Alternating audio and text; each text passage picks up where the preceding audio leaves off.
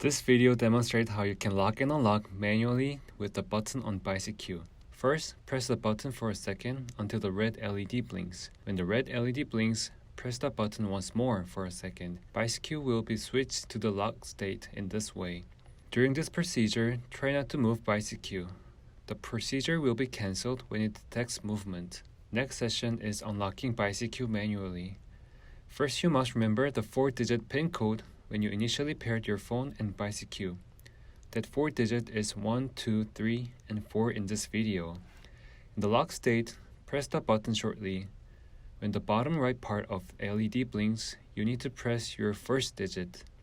Because of the first digit in this video is 1, the button is pressed 1 time. If your digit is 9, then press the button 9 times. If your digit is 0, then you don't need to press the button. After you finish pressing the first digit, then the bottom left part will blink. Press your second digit. After you finish pressing the second digit, then the up left part will blink. Press your third digit.